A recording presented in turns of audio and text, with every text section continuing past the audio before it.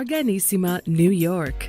Your exotic skin, hair, and beauty source, and your one-stop shop for all your natural and organic skin and hair care, featuring authentic organic Moroccan oil and prickly pear seed oil and much more. Bringing you only the best, straight from the source and proudly produced in the USA. So what are you waiting for? Shop today at www.arganissima.com. Arganissima, New York. Your beauty is our duty. Arganissima, New York.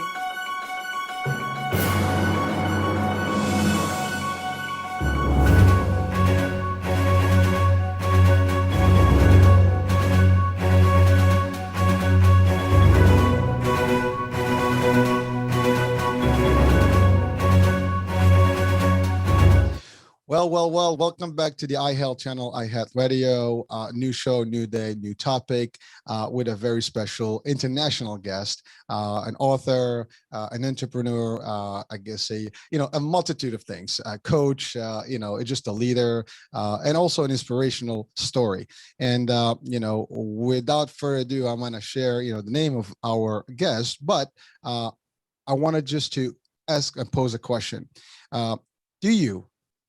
Anyone watching and listening right now, do you ever question yourself and with the question of struggle between balancing your life and your success? Everybody strives for success, but everybody finds that life comes in between, and that is a big deal. Everyone, I think, out there, from a younger age to the older age, we're always going through that same motion.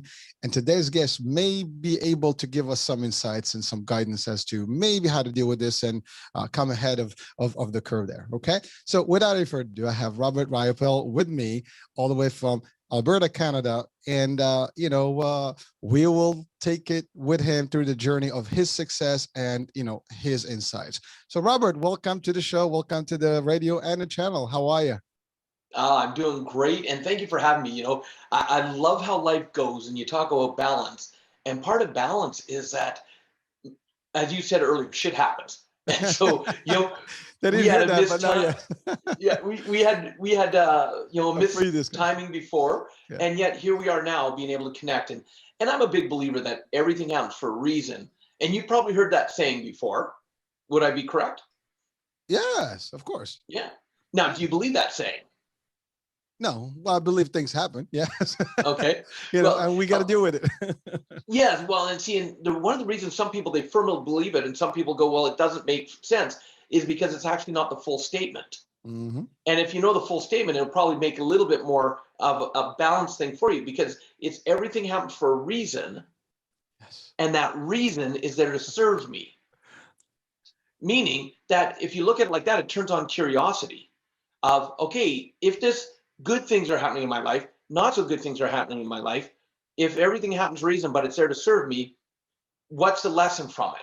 And so I love to really get them into curious modes, because that's how they can then really see, this happened, why?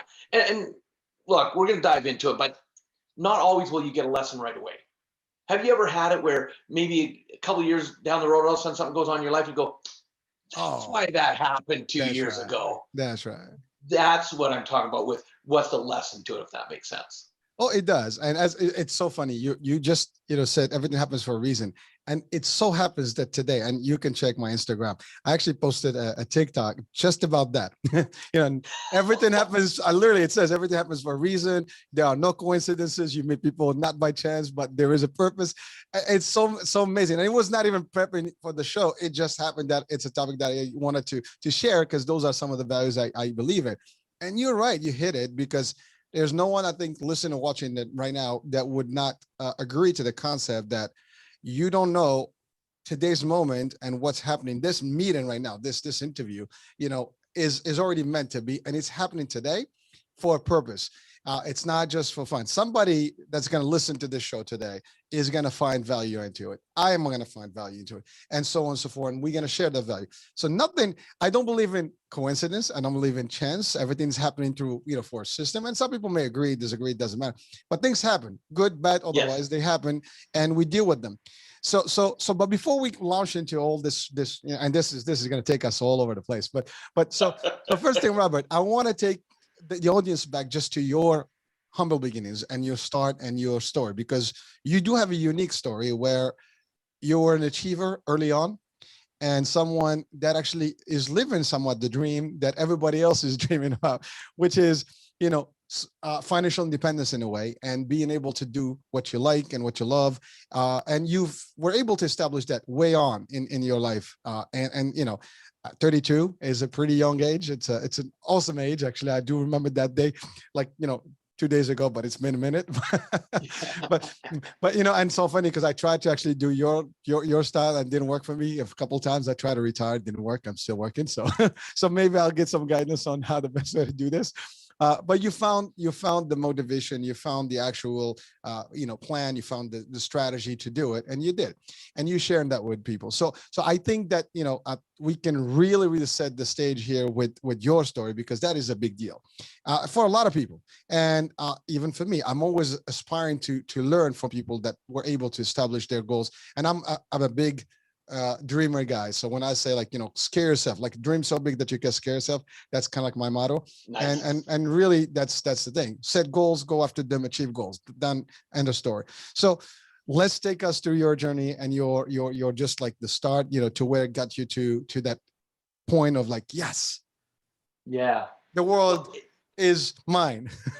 Well, what I want your listeners to understand, first of all, is as they hear my story, never compare your success to my success or anybody else's. Also, understand I am no different than anybody else. I may be a little more aerodynamic than other people, but I am the same, which means I have my good days, I have my bad days. And what now you look back and you 20 some odd years later go, wow, I was brilliant back then. But when you look at the story, I stumbled and made a lot of mistakes that allowed me, and one of the things I'm a big believer on now, Hurricane, is that there is no failure because there's feedback.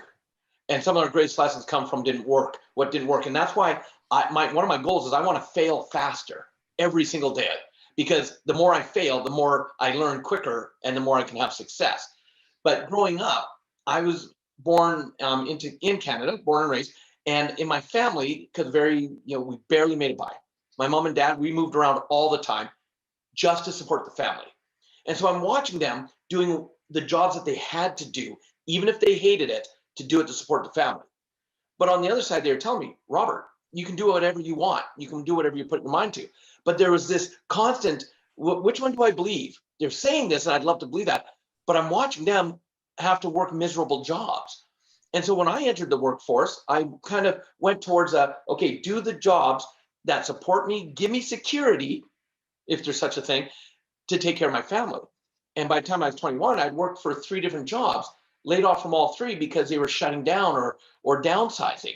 And I'm going, I'm working hard. I'm staying loyal to them. Why is this happening? And here in Alberta, we have oil. And if oil prices are doing well, our economy booms, everybody, lots of work. If our oil price is low, there's no work. 1989, third job, I'm looking for work, there's no real work. So I decided to start delivering pizzas to support, because I'm newly married, I'm a newlywed. I decided to start delivering pizzas to earn some money to support my family. And because of my work ethic, I started making more money doing pizza delivery than I had made in my real job. And I was able to then become a manager. My wife became my assistant manager, and we started doing what? We started working hard, open to close 7 days a week. Now imagine a year and a half later, though, I get shocked when our franchisee announces, oh, by the way, I'm getting out of Domino's Pizza. So I'm selling my 2 stores. And we'd been in the system long enough to know that the new owners come in, the first thing they do, replace the managers. They bring their own management team in. So I went into panic mode. We've got to talk to the other franchisees. We've got to find another job. And my wife's looks at me and she goes, why would we do that? She goes, why don't we just buy the store that we're working in? And I look at her and I'm like, because we don't have any money. That's why we won't buy it. And see, we were qualified to be franchisees. And I don't know how much you know about Domino's Pizza, but you cannot just buy a franchise.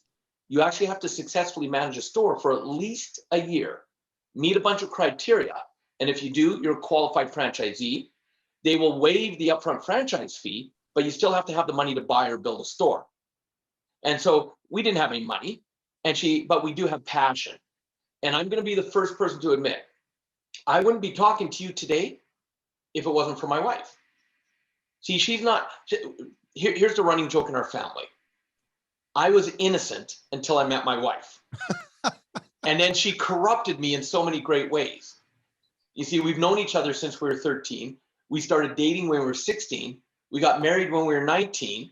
And we actually just celebrated our 32nd wedding anniversary. Don't do the math on how old I am. Okay? Congrats, man. It's all good, babe. It's all good. Yeah. And because of her passion to say, let's figure out a way, we started looking, how do you buy a business if you don't have money?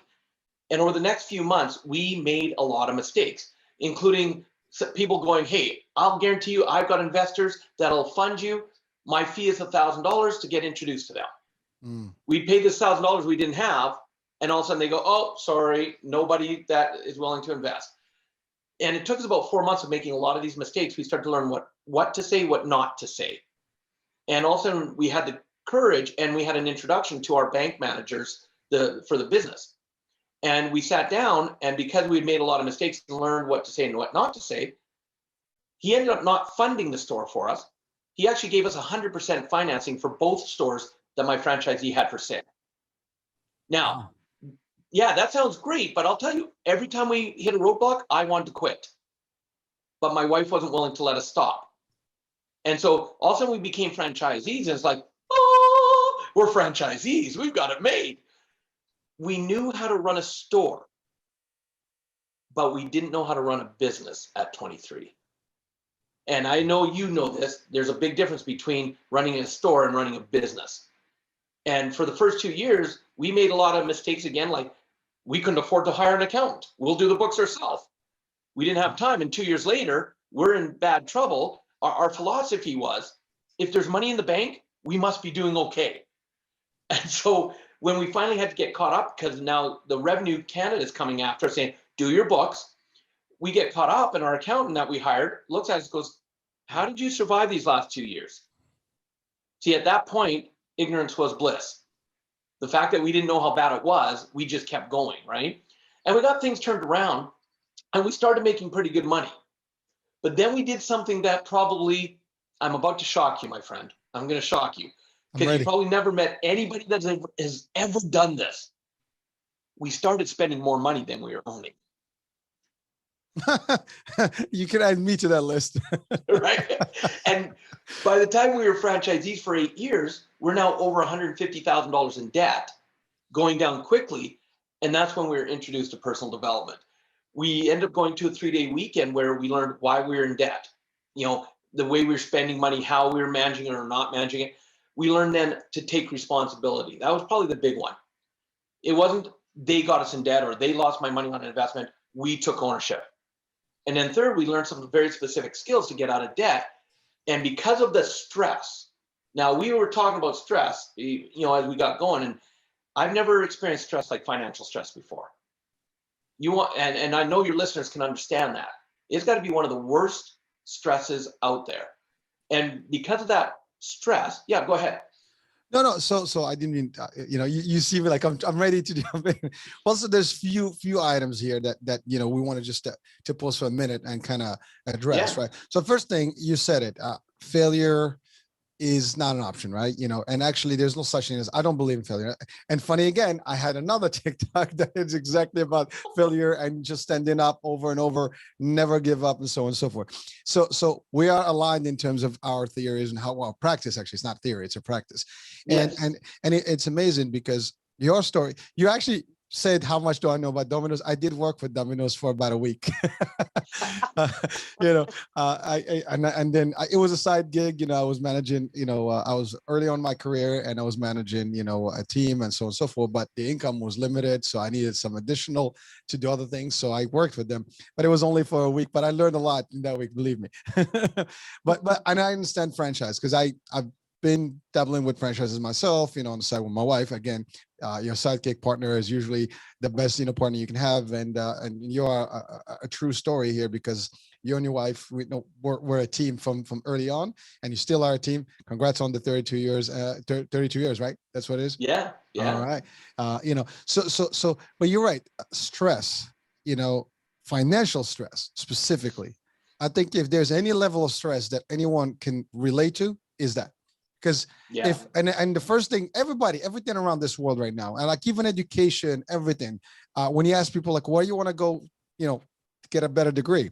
Why do you want a better job? Well, first they say to get a degree, to get a better job, to get a better position, to make more money. So really what you're saying is to make more money, right? At the end of the day, that's it. Now, don't tell me it's for education, because in today's modern world, you can just, get a whole library in front of you and shove in all the information and the intellect. But that's not the certificate that you're going to go and compete with in the real marketplace. So really everything revolves around the money in the world, and everybody goes crazy. I mean, the recent pandemic, or we're still actually living some of it, has shown, that where everybody shut down and everything, the business struggling. I mean, it was a big deal, and it's still a big deal. And some people see unemployment, under unemployment all over the world. People have shut down businesses, lost their money, investments, all this. So and then people go, some people, God forbid, may make some, bad decisions, suicide and everything else. But I mean, we've seen a lot of stuff. People get health issues because of the financial stability is kind of like the base. It's not everything. I mean, I want to stress one thing, that money is not everything, but money is it's a means to an end, and we have to leverage it, but we cannot live without it in this world. I mean, you can do that if you're on an island, do some fishing and some, natural survival, stuff, but it's not going to work for you. But in society, you're going to need some of it, and a stable, level. You mentioned something about overspending. I think that's a mistake that 99% of people in the world do. We all spend more than what we actually make, and thus, we live paycheck to paycheck. And that's really where the stress comes in. We want to live, because there are influences. You see a nice car, you see a nice house, and then you get into these debts, and literally, and even the system is made that way. Because I don't know in Canada, but in the US, for example, at high school, you're already getting credit cards. I mean, you get into college, you already have a 400, 200,000, 40,000, whatever credit, loan credit that you do for your school. It's already there. You already have debt, right? You finish, you get a startup job, you're already in debt. Before you even make money, you already owe money. So it's a strange world we live in, and it's crazy. More than ever. And again, I'm highlighting the concept of financial stress, because I think if you now people can have money and still get stress. I think there's another, aspect to it, because it's never enough. That's the other part, right? There's greed, right? That gets in there. You need to know how to balance it out. And so you're right. The concept of living the experience, I think, is shared by everyone listening in on the show, whether in the US, Canada, and anywhere in the world. I think anywhere in the world. Anywhere. And again, you have an international audience and international students, and it's the same thing everywhere, because the system, I mean, everybody now in the modern age with TVs and stuff, you see the world in front of you. I mean, we're talking right now 2 hours difference, different countries. We can talk, you did some seminars this morning with Asia and Europe, right? Was that Europe? Correct. Yeah. So we are able to see things real time, real live. We have access to information, to there's brands out there, the good stuff, there's influences. So we see stuff we wanted, and we are willing to make, like, there's a will, there's a way. And usually the way is credit when it comes to financial. I'm going to get a credit card. Let's swipe it. Let's do this. Oops.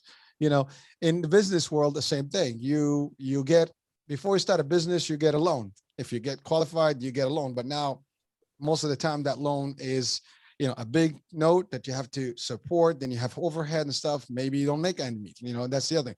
If you're accounting, sucks, that's even worse. If you're buying stuff and getting, maybe getting dividends and doing stuff with your money before you get a nice structure, these are all things that can happen. Then it affects the stress, then it affects the health.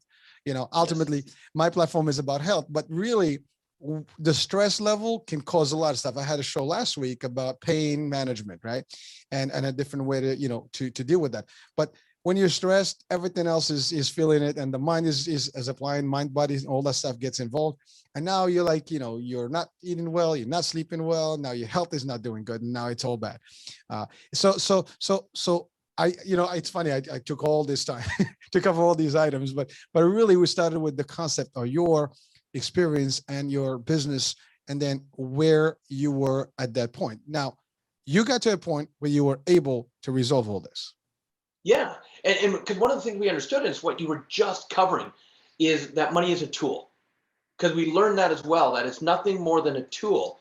And to have the balance in your life, and I'm a big believer, holistic beings. You've got to cover the mental, emotional, spiritual, physical, and financial. See, that to me is what true balance is. And some people will be like, yeah, but money's not as important as love. And it's like, well, what's the comparison? That's like saying what's more important, your arm or your leg? Maybe they're important for the job they do. They're not important for the job they don't do. And so when we understood that about money being a tool, we did what very few people, unfortunately, and I only know the North American statistic. In North America, only 3% of people actually utilize the information they've been taught. And they utilize it. Most people don't. I know, it's sad. So when we left that weekend, because of the stress, we knew we were going to take action. Where most people didn't. It was like, oh, that was a nice weekend. I learned something. It changed my life. Really? Has it really? Then what are you doing? Oh, well, I don't know. What actions are you taking? I don't know. But because of the stress, and look, I was the same way. My wife and I were. But we were so stressed about our financial situation, we had to take action. And so by putting into practice what we learned, managing our money, simplifying our life, getting rid of the instant gratification things that we did not need. Sure, we wanted it, but did we need it in that moment? All of a sudden, we were able to go from being over $150,000 in debt to actually being retired completely, financially free 9 months later at the age of 32. And our minds went, wow, that worked. And all of a sudden, my realization was, if this information gave me that result, what would more learning do? And my wife and I dove in and became students from every person we could learn from. Because I'm also a big believer, don't just learn one way. Don't just learn from one person. Learn from as many people as you can. Take the nuggets of gold, or what I call clues now, and from all the different people. That's when I also found my passion was to teach, because I felt, and here's how it started, and here's what I want your audience to understand, because you and I are so alike in so many ways, you're right, especially the dreaming big. But we realize a big dream doesn't start with a huge jump. See, for me, I knew if I could help one person do what my wife and I had been able to accomplish, go from deep in debt to financial freedom, it would make it all worthwhile. And now for the last 18 and a half years, I've been blessed to travel around the world several times and personally train over 500,000 students in trainings with 100 to 6,000 students at a time for 3 to 5 days at a time. And I get to live my passion. And it started with that goal of if I could help one person. And you hit it on the head that because I was in North America before I became a trainer. I'd never traveled outside North America. And the first trip I did was to Singapore in 2007. And we were freaked out. We weren't sure, because it's like, we're going to Asia, we're going to Singapore. We had 6,000 students in the audience for 3 intensive days. And we're like, I wonder if they have the same crap going on up here that we do. It took us whole 2 hours of teaching to realize, yep, they may be a different culture, a different way of being brought up, but we all have the same crap up in our heads that hold us back. And that launched us around the world. And you talk about the money part. I did a training the one time in Brunei. And Brunei is on Borneo Island, just off of Malaysia. Wealthy country. There's about 450,000 population. Second running, longest running monarch, other than Queen Elizabeth and the king. And in Brunei, there's no taxes. You pay for no health care. Everything's taken care of because they're a very oil-rich country. The only kind of tax they pay is a road toll, which is very little. So any money you make, now picture this, and I want listeners to picture this. Imagine 100% of your income getting to keep it all. Hmm. And I went in with the mindset, what am I going to be able to teach these people? They don't have to pay taxes. They've got extra income. They're probably golden. Well, I found out they were more messed up than most of us because they were so used to just getting, and they didn't know how to handle it. They spent. Mm-hmm. And so they were all in worse financial position than people that pay taxes in a lot of ways. And so when I did the training, their lives just went, and it was like, we get it now. And so no matter where in the world you live, we have the same stresses. So the question is, what can you do to have that balance in your mental, your emotional, your spiritual, your physical, and your financial? And so, you and I definitely, we are on the same wavelength, and I love it.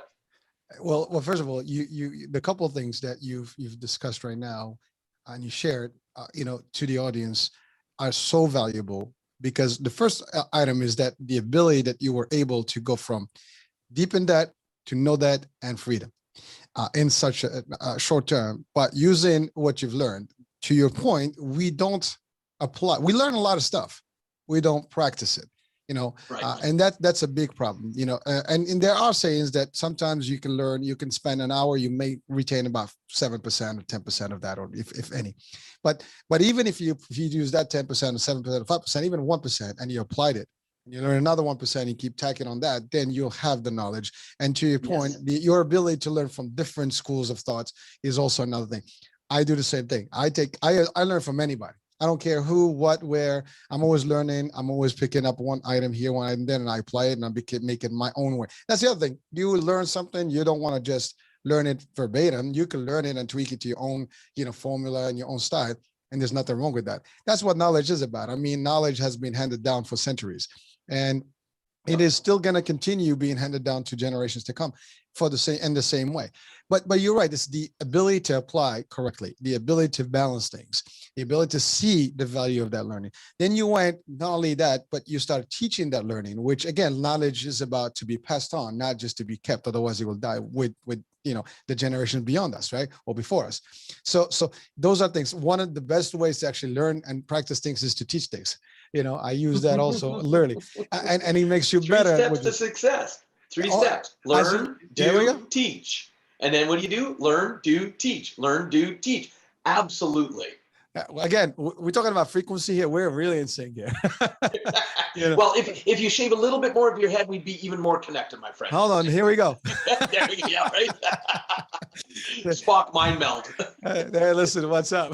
It works. But we're having a good time here. But really, for listeners and viewers, you mentioned something also, one person at a time. I actually use the same line many times in previous shows, where the mission of our channel is to educate, enlighten, inspire, and motivate. And one person at a time. Maybe we have 10 people listening. Maybe we have 1,000 people listening. At any given time, you have different viewers and stuff and listeners. And there's downloads of these podcasts and things like that. People are watching. They pick one item or two per session or per show, and they add it up. That's enough ammunition to maybe change their life. Yes. And that's a big deal. And some people, unfortunately these days, what I've noticed is that people don't care about good knowledge. They care about just, stuff. It could be just nothing on TV or anything, but people are watching it and, getting all that negative stuff or nothing valuable in it, as opposed to valuable. But it doesn't matter. You see, to me, what we're doing is, putting some sort of seeds for people in the future. This show is going to air for eternity until there's no more internet, because at the end of the day, once it's in the internet, it's forever, right? And people today, tomorrow, next year, 10 years from now, are going to see it. I'm going to hear about it. And someone will see the value of one item you said, one item I said, and that's all there is. For me, that's satisfaction enough. But you're doing it even beyond, because you're taking this day in, day out. And you also touch on a different angle, which is the world is the same, money or no money. Everybody has their own ways of messing it up. When you don't have money, it's a bad thing. When you have too much money, it's a bad thing. When you have enough money, or you know how to manage money, then that's the way to go. So you're diving into my 4 currencies right there, because that's exactly it. Go for it. Currency number 1, which is money, the one most people think of. Too much money is actually called affluenza. And when love you have that. affluenza, you actually do silly things with your money. And I use the example of, there's a prince in Dubai or somewhere where when the A380 airline came out, the jet airlines, Mhm. the two-decker planes, Yep, yep. he wanted to have one as his own personal party plane. So he spent $1 billion to buy one. Then he spent another 100 million renovating it to be his party plane. Now, I don't know about you, but I could think of a few more things to do with $1.1 billion than just to have the party plane, right? So too much money is affluenza. Too little money is poverty. And it's exactly what you said. Everybody actually has a zone. And your zone's different than mine, and your zone can go up and down as your life experience happens. So when I was in Domino's Pizza, as an example, if I was making $40,000 or less in a year, I was stressed. How am I going to pay my bills? I was in that poverty mindset and financially struggling. If I got to 100,000 or more, I started buying things I didn't really need or making investments without doing due diligence and then getting upset when I'd lose the money. So my zone was about 40 to 100,000. As long as I stayed between there, things would flow. But if I got below or above, that's when, it struggled. Today, because, I've changed, my lifestyle's changed, my experience, my wealth, my poverty zone is about 200,000. If I'm making less than 200,000 a year, I get stressed out. And that's what my investments, my passive incomes, my businesses, if I'm not making at least 200,000, because I like my lifestyle, I have a nice lifestyle. My affluenza one is about $1 million. When I start topping $1 million in a year, then I get it doing crazy things. So now my zone is about 200 to $1 million, and everybody's is different. So that's the currency of money. That's one currency. But again, talking about balance, second currency is something that every single one of us has the exact same amount of, which is time. And too much time on your hand is boredom. Too little time on your hand is stress. And have you ever met people that are like, I'm so busy, I don't have time, I've got a family, I've got a business, I've got a job, and they get stressed out about that, right? Everybody uses that line. No time. Right. So in my research, though, I've realized and I've noticed that people are really, really good at being busy, but they're not necessarily being productive. And so when you look at the currency of time, I'm writing my new book right now, The Authority Key. I could sit there and say, I'm going to come down to my office, I'm going to write my book. 8 hours later, I'll go back upstairs and I'll be like, whew, I was busy, but I didn't seem to get a lot done on my book. What was I doing? And if I look back at the last 8 hours, I was checking social media like crazy. I was watching some TikTok. I was looking at emails. I was doing texts. Oh, and I wrote a little bit of my book.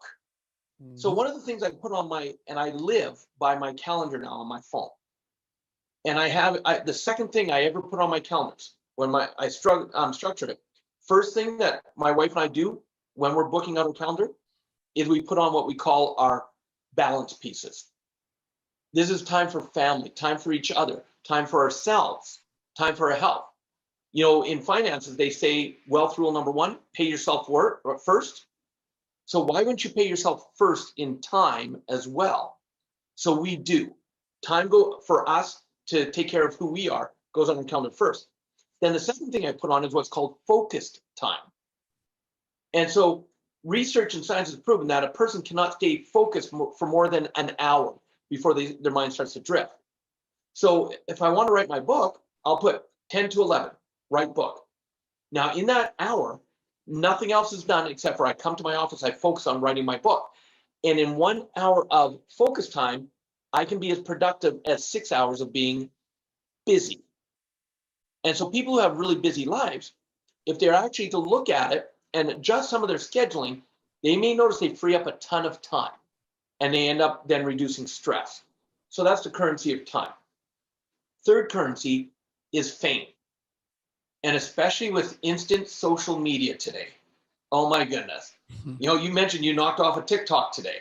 And everybody's like, I'd love my media to go viral. I'd love to be famous.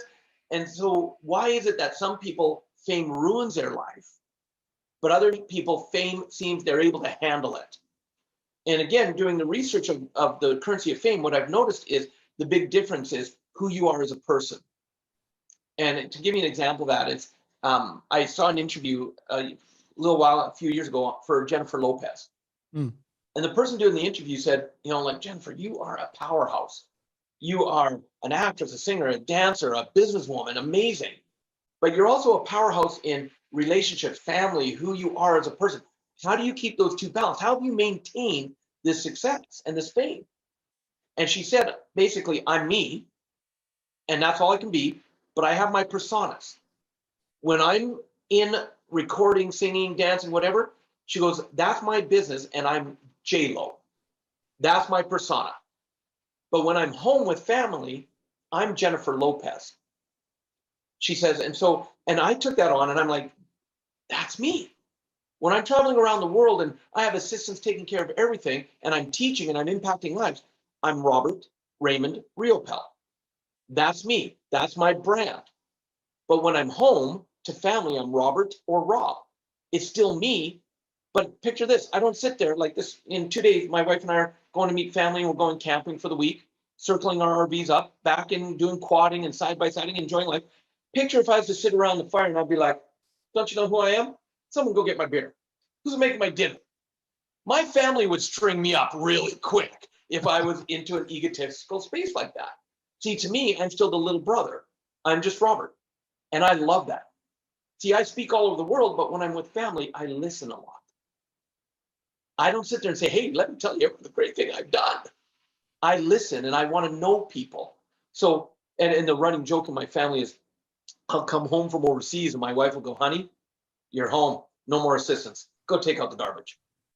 And I'm like, absolutely. I love my honey-do lists because I'm just a normal person like everybody else. See, in fame, when the currency of fame, if you let it build your ego, you're going to be in for a crash. And what people don't realize is we all have ego. And ego actually is healthy if you understand it. And where a lot of people I've found have had an issue with ego and why they do crash, especially around fame, is because they sit there and they go, oh, I don't have an ego. I don't have an ego. And they try to suppress it. But then it tries to come up, so they suppress it more. And also you're in this tug of war until it comes up with such energy, it comes out and you can't hold it back. And it manifests in a weird way. And that's when people, tend to crash and lose everything, especially people who are in the limelight, right? And so when you understand we all have ego, but if you find a way to let your ego play, then you'll be able to do it in a healthy way. So as an example, when I'm on stage in front of audience, I'm there for them. There's no room for my ego. Because if I'm an ego, I'm not being of service to them. But I know if I don't take care of my ego, it will surface while I'm on stage. So for me, I love video games. If you and I are playing a video game, you're going down, my friend. You're going down. Because I'm gonna be in full-on ego, let my ego play, having fun, because I love to be competitive. And because I give my ego a place to play, when it's time for there to be the ego put aside, I'm able to do it. Does that make sense? Oh, I perfectly. As a matter of fact, there's nothing that you said that I would not agree with. That I do. Everything you said is exactly in line with what my typical thought process. And I know we're gonna have one more item on that list of currencies, but let's just touch a couple of things. So you talked about money and the levels, and you're right. I mean, when you make more money, your lifestyle shifts equally. So your house upgrades, your car upgrades, your travel upgrades, your whatever, your dress code upgrades. So all these things can change, and so you want that almost at the same level. Like your net is the same, because you need a 2,000 to for a month for bills. Now you need 10,000 for a month for bills, right? So that's how old there is. And you're right. So when you get beyond a certain point, you get that nice comfort zone, and then it's over. Then you talked about the time. Time management is everything, and balance the time is key. Like people think I don't have time. I have the same question that people ask. How do you manage all these projects? I'm doing this. I got a few businesses running. I still work, for corporate, and people are like, you're doing too much. Yeah, I treat them as projects. Everything is a different project, and you give it a dedicated time. This is showtime. I have 6:30 to 8:30, 5 times a week. That's what I do for the show times, right? I have social time where I have to put in all my things, TikToks and Instagram posts and whatever. Everything is lined up. I have my work time. I have my family time, weekends, family time. We got to do things.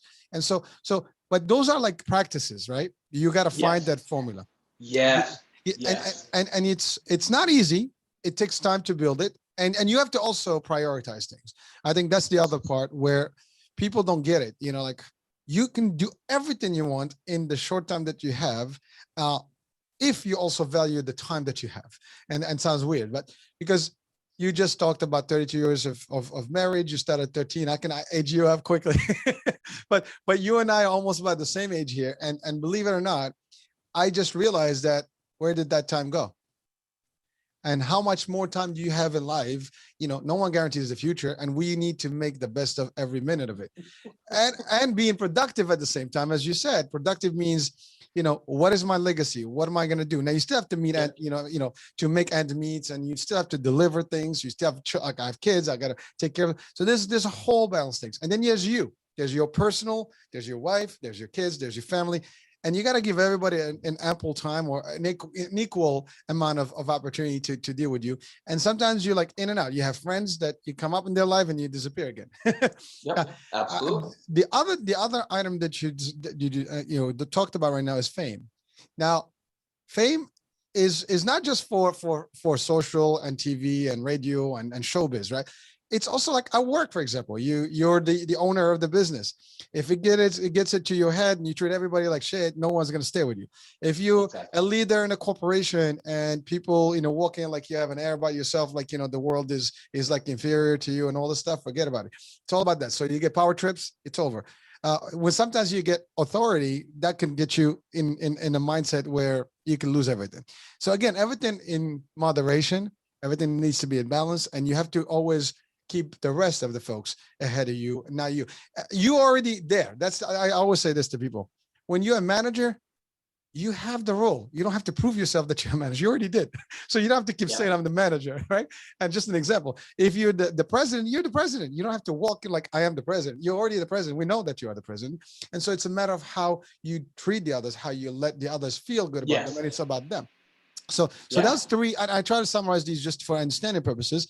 So now we go to the fourth, element here. What would that be? Well, and you're summarizing them dead on. And I was laughing at the one point because you actually touched on the fourth currency.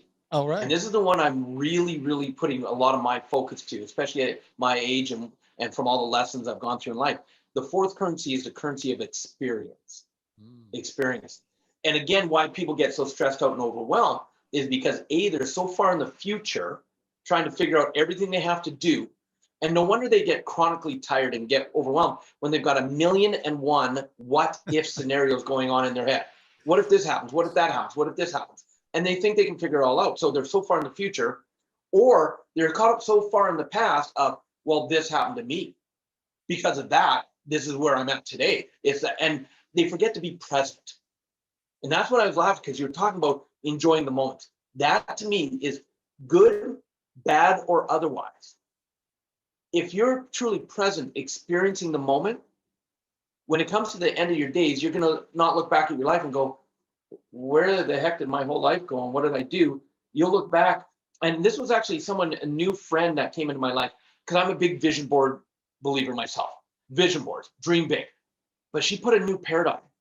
She said, Robert, behind my computer, hanging on the wall, I have a remember when board.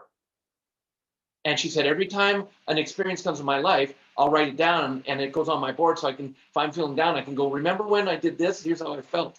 Remember when we did this? Here's how we were. And I'm like, that's brilliant for experience. Having a remember board, like a remember when board. Because when it comes to experience, for me, everything I do now, I don't want it to just be okay or all right. I want to know the experience of it. So I like running high-end masterminds.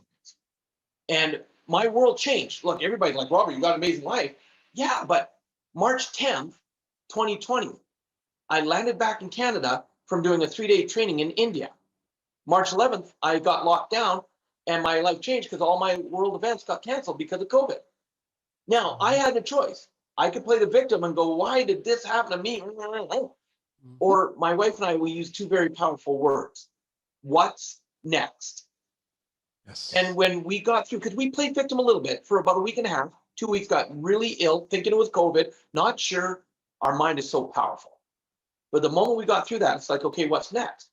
Well, I'm blessed that I live in a beautiful acreage that my wife and I bought 3 years ago. And we bought this acreage, an executive acreage, with the intention that eventually down the road, we build our own training center on it. And that was for about 5 or 6 years down the road what we're planning. But when we said, what's next? Well, we don't know how long we're here. She goes, you're not flying anymore. You're at home. We have the time. Why don't we start building the training center now? And so over the next few months, March, April, May, we started doing planning. We started, how's it going to work? Where are we going to put it? What would it look like? December, we broke ground. And in about a week, I get to move into my brand new 1,500 square foot facility, where instead of, as the world lightens up, instead of me now having to travel 200,000 miles a year around the world, my students are going to come to me for the one-on-one coaching and mentoring I do, for experiential masterminds, where it's not just coming to mastermind. We are going to do like, hey, we're going out quadding in the backcountry to get to know each other. Then we're going to come back and mastermind. Because now that you know each other, and because I'm going to take total strangers, right? And I don't want to sit there and go, hey, I think I can help you, but I don't know you. So how much am I going to really help you? Whereas all of a sudden you break bread together, you're quadding, you're sitting around a fire. All of a sudden now you come together and it's like, you're a bro, I want to help you out. I'm going to open my Rolodex to you. So experience is the currency I really have a lot of focus on now, because, you know, and it's a book that Mark Victor Hansen wrote a few years ago with a gentleman by the name of Art Linkletter. Now, when I met Art Linkletter, he was 92 years of age. He was 16 years old as a hobo living on trails, on trains, traveling around North America, wanted to be a broadcaster, ended up becoming a famous broadcaster that created a show you may have heard of in the US called Kids Say the Darndest Things. He ended up becoming great friends with a lot of the top wealthy people in the world. And he was sharing a story about one time when a friend of his said, Art, I need you to join me in Florida. I want to show you something. And Art Linkletter's like, what do you want to show me, Walt? And it was Walt Disney calling him, took him to Florida to show him his vision for Disney World. And so when I met Art Linkletter, that's when Mark Victor Hansen met him at the same time. I was hosting an event where they were both there, and they decided to write a book titled Make the Rest of Your Life the Best of Your Life. And you got to figure, this guy's 92, and at the time, Mark Victor Hansen was in his early 60s. And they wrote this book about making the rest of your life the best of your life. That's the currency of experience right there. What do you choose to do?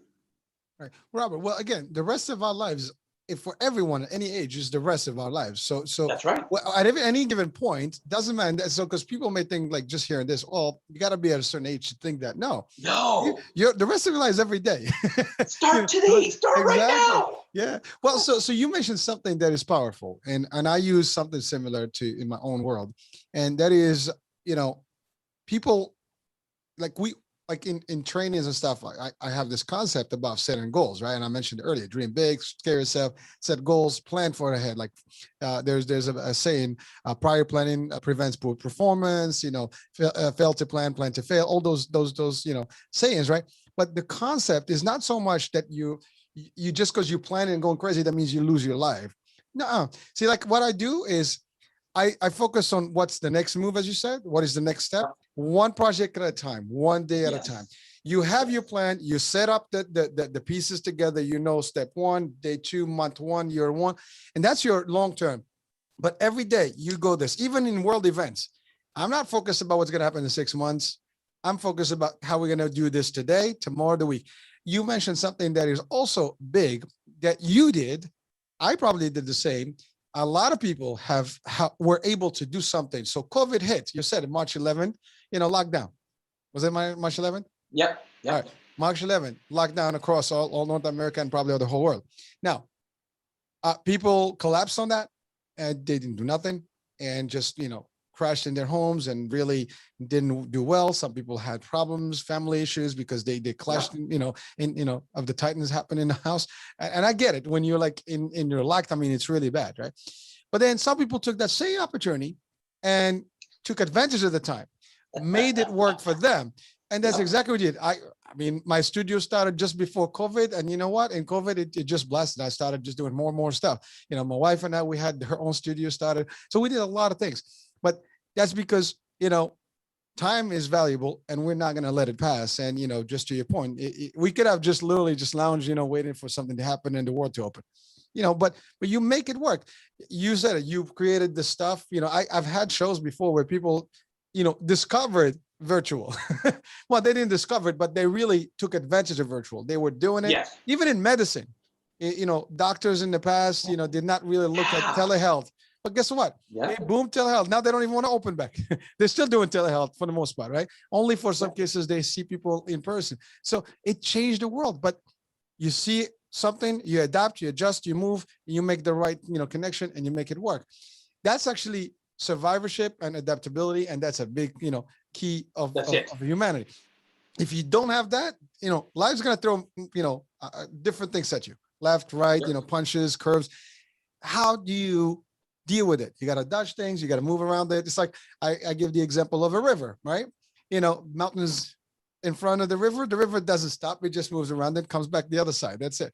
One of the best examples, if you've been to France, is the Seine River, right? It just goes up and loops back, comes right back. I mean, it's literally a serpentine, level. And just because it has to find a way around it, we have to do the same thing, like water, elements of the air, all the stuff. You got to be malleable. And that comes with experience, but you have to practice it. Yes. You're laughing, right? Well, I'm laughing because, I think you and I, we're going to probably have to have multiple other shows together. And I just realized my computer wasn't plugged in. Didn't want to lose you. Because malleable is part of one of my acronyms on how to become what I call the authority master key. And it's you have to be tractable, which means you have to be malleable. You have to be coachable. Most people are so rigid and stiff. So I'm hearing so many simple letters back and forth, and we've just met.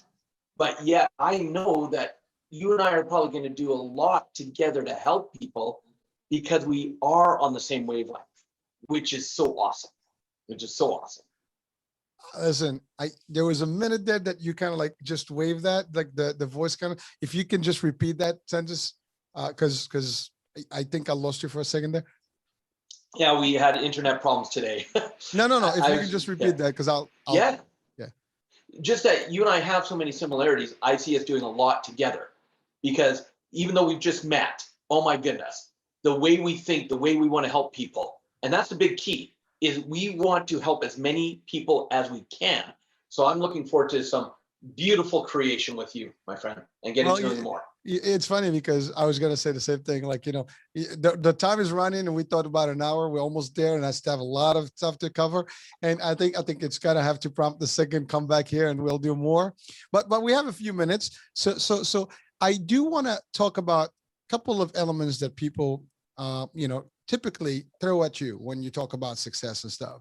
One is like, there's this whole thing. There are people that want sudden and instant gratification. And there are people that say, well, these guys are not educated. How is it that they were able to do it? And then you have the flip side. You have people who say, I'm not educated. I made it. Everybody uses those standards, but people, they tend to just take it for what it is. And they don't take a step back to see the situation. Everybody's circumstances are different. There are people that may not be, formally educated. They're very smart and they educate themselves, self-educated. Boom. Yep. Yeah. People that have education and they have the ability to do certain things. There are people that may, just work towards the goals and they make it work. So there's so many concepts here that, but people will ask that question, or people that like, oh, he did it, or, they don't realize what it took. In your case, just listen to your story. You went through like tough time. You went from bad to worse to debts, and then you came back. So people are only going to see you now. Oh, he's 6. Look at him. Look at them. They're having a great time. And again, you're hitting it on is because, some people, they'll go, Robert, I want to do what you do. Uh-huh. And then I say, then be willing to do what I do. Or what I did. Or what I did. And because the ugly truth is there's a lot of behind the scenes work. Because now I've traveled around the world and impacted over 500,000 lives personally, right?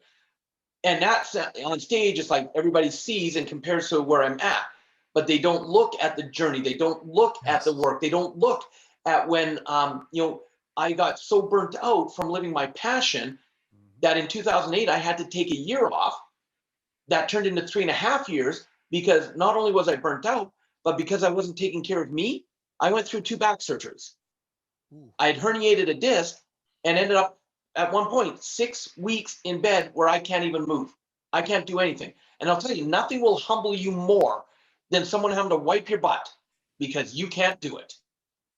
And it's like, so, and I'm not saying people have to go through the struggles I went through, but this is why I love biographies.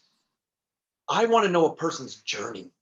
I want to see, I don't want to just see the result. And this is what social media has done.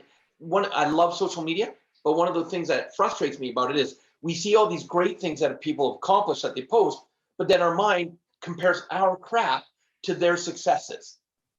Our not even hitting the podium to their gold medals. And we wonder why we're miserable. So never compare yourself to anybody else. Ask yourself, did I take one more step forward? And with your big dreams, like in my book, Success Left a Clue, I was laughing my butt off because step one is dream big. As my friend Les Brown says, the problem isn't we set our goals too high and we miss them. The problem is we set them too low and we hit them. That's right. Right? And that gets us playing mediocre. and so you've got to be willing. And so when you use my 6 steps in the book as an example, not only can you dream big, but then I give the practical skills of how to step by step go towards those dreams. Break it down to those bite-sized pieces instead of going, how am I ever going to do that? Well, let's back it up, reverse engineer it. Here's your first step. Take that step now. And so there's a lot of, oh my goodness, my friend, there's so much we can do. Oh, we got to talk more about this because, again, there's a couple of things you mentioned now. I mean, about determining your goals and targets. I always give an analogy that's very similar, whereby if I want to set, my goal is about 100 feet over, I want to aim 200 feet over. And so if I miss the 200 feet, I'm still 120, 130. But if the most I shoot for is 50 feet, I'm not going to go beyond that. And so similar concepts. It's amazing, that you and I don't know each other. This is the first time we spoke, and you were applying these concepts. I'm applying these concepts. These concepts are available. A lot of people are doing it. A lot of people are applying them. And sometimes, to your point, people are looking at shortcuts, but they're not seeing the big picture and have things. You talked about resetting. I use that resetting concept all the time, meaning that sometimes the best way to evaluate things is to go back to the source. What happened? What did I miss? And you track back to adjust things, and that's all there is. That's the third one. Third or fourth? What is it? No, three power. Again, every time I do something or my team does something, we sit down and have a debrief. What worked? We make a checklist. Yeah. What didn't work? We make a checklist. What can we do different? Opportunities. Because we look at what's not working, and instead of going, oh, you sucked and you did this wrong, it's like it's no emotion to it. Okay, this worked. This didn't work. So from seeing that and observing it, now we know what we can do different, and we go again. And so that's how you succeed. But that's actually, you just talked about turning failure into success, because the fact that you adjust from what didn't work, that's actually the success of the failure. You learn something that will make it even stronger. Sometimes, I gave one time an example of the space shuttle, program, right? They failed so many times, and they went back and they fixed it, and eventually they did what they had to do and make it work. And now, we have tourists in space. So and that's, you zigzag your way to success, because if you look at the statistics, when any kind of rocket or space shuttle goes up, it is only on course 3% of the time. That's it. The rest of the time, it's adjusting. That's success. And again, that's why people get overwhelmed, is because we're taught in school, the shortest distance between 2 points is a straight line. But there's no straight lines in the universe. Everything's made up of energy. I'm going to do this. If this was the straight line, I'm going to do quantum leaps. So we're going to go this way. So that's short. Right. Right. Well, again, these are concepts, right? And luckily there are people that are sharing these types of concepts out there. The key is hopefully people are seeing them and learning from them and really taking that energy and establishing it and practicing it. That's the other thing you said earlier. You can teach people, like we can take the horse to the water, you can make them drink, right?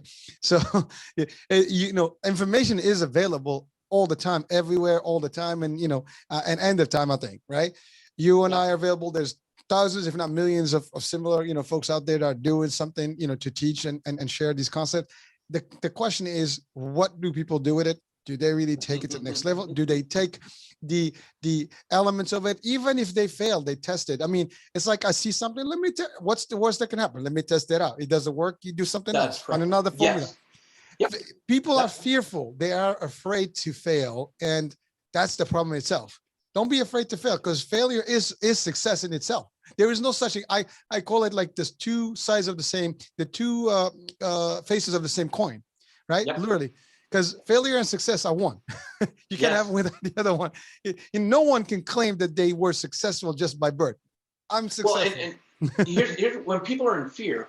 I have an amazing friend. I call him my quantum monk, because he was Nice. actually a monk for 8 years, did over 15,000 hours of meditation, but he also studies quantum physics.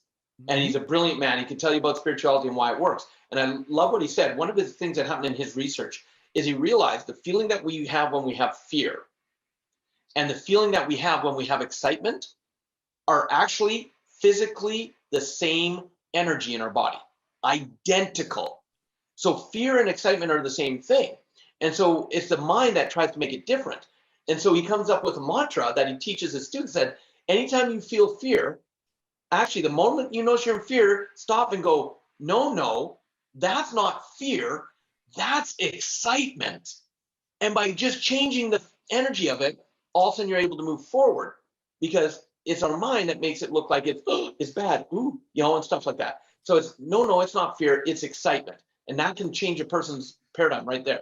That's the mindset. Here's a cup. It depends how you see it. Half full, half empty. Same concept, right? Or it's, people are in control, in a lot of ways. People think, oh, we got no control. There's no such thing as, there is. The world has, think about it this way, like there's so many options. And we do have some level of free will. Now, religiously, there's talk about not and whatever, but there is free will to a degree. There is certain ways you can do things, and you can have an infinite way of doing the same thing. And you try your way, I try my way, another person, and there is no, this is the only good way. There are good ways and there are bad ways. You said it yourself, like same energy, you can frown or you can laugh. I'd rather laugh. People like look at me like, this is actually something true. People always like, how do you like not stress? I don't. Because I already established the worst scenario case. There's nothing in this world. The worst scenario is you die. And even that to me is not at the end of it. I believe that there's more after that, right? So if you are poor, okay, guess what? There's nothing, nowhere else you can go. You can just go up. So that's another, so you got to change the mindset, how you think about this. If you're rich, know that you can do better, or, maybe there's got to be something at a point where you need to adjust things, because you don't want to go crazy to your point, get affluenza. So whatever the case here, there are certain ways that we can be better in terms of mind, spirit, body, as you said. So I know you have the book. Well, you have two books. You have one that you've done, produced already, and it's available. What is the name of it? Something. It's called Success Left a Clue. Yeah, Success Left a Clue. All and right. actually, here's what I'd love to do, because you were so gracious to invite me to be on your podcast and interview me. What I would love to do for your listeners, because I value their time, go to the currency of time. We all only have the same amount. And so the fact that people have taken time to listen, I so appreciate that. So for you having me on, I would love to give them the digital copy of Success Left a Clue as our gift to them for taking time to listen to this episode. And all they have to do is they just have to go to robertriopel.com, just my name. But there is a caveat to this, though. There is a caveat. See, I didn't write the book for someone to read, go, that was nice, put it on the shelf and make it shelf help. That's not why I wrote the book. I wrote it as a workbook, because step number 3 is taking action. And so all the way through, I have action steps. And I'll actually say, before you read any further, do this action. And then the next chapter, I started with, did you do the last action? If not, stop reading right now, go back and do that action, because I know we're creatures of habit. So I would love for your audience to take advantage of it and use it, because if they do the 6 steps, if they do the action steps I give them in that book, their life will go in a whole new direction. It'll blow them away. And I don't care what level of success you're at. I've had a multi-billionaire do the action steps and thank me because of it. Because he was always wanting to learn, and it helped him realize something that he had been blocked on and go to another level. So I'd love to offer that to your audience for taking their valuable time to be with us.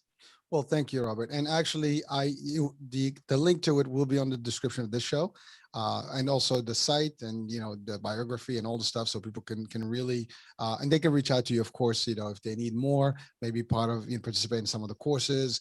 I mean, listen, this is what it is. I mean, we need to help people get as much information that's going to be valuable to them and change their lives. Passion. That's my passion, just like yours. And again, you know what? I am proud of it. I am happy that we do this. To your point, we take time from our time to do this, but I don't think this is waste time. I think it's productive time, because we actually are, guiding and sending, good vibes and good messages and good, yes.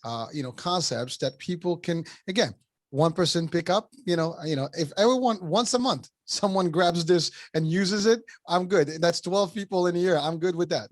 In a century, there's going to be a lot of people. So the concept is there, and hopefully more people will be like, I guess, contaminated with this. I'm just, but funny about it. It's a health channel, so I use something. Look, you and I have that great same sense of humor. I was laughing earlier when you talked about, you can lead a horse to water, but you can't make it drink. Did you know the horses actually have a saying about us humans? The horses say you can lead a human to learning, but you can't make it use it, right? That's my warped sense of humor. That's my warped sense of humor. That's a good one, actually. Well, you know what? We don't look at it that way. That's the problem. So we're always looking at the other side. You got to reflect sometimes. Like, you really have to have like the me, myself moment. Like, you got to look in front of you in the mirror and just ask questions. I question myself. That's literally something I do. It's a practice. Yes. The man in the mirror. Why do I do this? How did I do this? When I do a show, I look at a show. Sometimes, did I stutter here? Did I do this? I'm always looking at myself and trying to adjust, because I want to do better. And that's a practice that everyone should practice. It's not a bad deal. It's actually a good deal, and it's no shame in the game. You make a little mistake, you adjust, you tweak, you become better. My show today may be probably better than a show last year, because, I was not as good at it as now. Exactly. Practice makes perfect, right? So again, and I use examples. I use me as an example, just as an analogy, but there's multiple, analogies that we can use, but people are like, oh, well, what do you know? I do it. That's why I know, I use it. So, and there's nothing like, when you practice, you can teach better. That's the other thing. You are teaching concepts that are working, concepts that you've established, concepts that are proven, successful. And that's the other thing. That's the part where, as you're going up the ladder of corporate, let's say, or business, you're sharing things that are real. This is not like it's a theory. Let me think about maybe not. This is a 50-50 shot. This is done, ready, cooked. You just have to literally open up the stuff, warm it up, and start working. That's it. Microwavable, right? Well, we've actually exceeded the hour with a few minutes over. So I do want to literally take that, the opportunity to potentially schedule a different, session, and we can deep dive more into other concepts. There's more that we can talk about. With that, definitely. So you're on the hook, man. We're going to do this. It would be my absolute pleasure, because you and I, there's, and not to be ego on it, but there's very few people who can match my energy.